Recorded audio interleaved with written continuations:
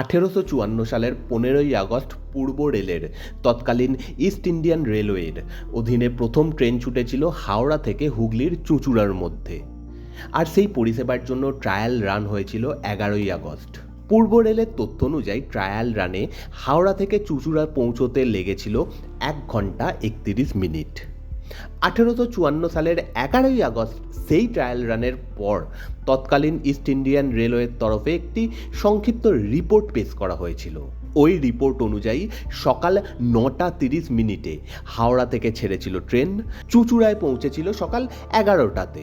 রেলওয়ের time table অনুযায়ী চুঁচুড়া স্টেশনকেই হুগলি হিসেবে দেখানো হয়েছিল।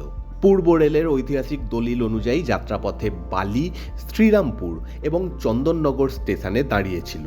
হাওড়া থেকে বালি পর্যন্ত 5.5 মাইল পথ অতিক্রম করতে লেগেছিল 11 মিনিট। বালি থেকে শ্রীরামপুর যেতে লেগেছিল 14 মিনিট, যে পথের দূরত্ব ছিল 6.5 মাইল। এরপর শ্রীরামপুর থেকে চন্দননগর যেতে লেগেছিল 20 মিনিট, দূরত্ব ছিল 8.5 মাইল। আর চন্দননগর থেকে চুঁচুড়ায় পৌঁছতে 8 মিনিট সময় লেগেছিল, যে পথের দূরত্ব ছিল 3 মাইল।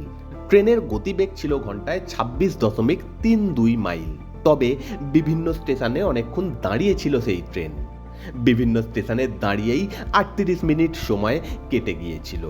এই সংক্ষিপ্ত যাত্রায় শুরু হয়েছিল ভারতের অন্যতম প্রাচীন রেল পরিষেবা, যা আজ বিস্তৃত এক দৈত্যাকার রেল নেটওয়ার্কে রূপ নিয়েছে। হাওড়া থেকে হুগলি মাত্র 38 কিলোমিটার পথ পেরিয়েই শুরু হয়েছিল রেল বিপ্লব। আজও 15ই আগস্ট মানে শুধু স্বাধীনতা নয়, রেল ইতিহাসের এক মহামূল্যবান স্মৃতিও বটে।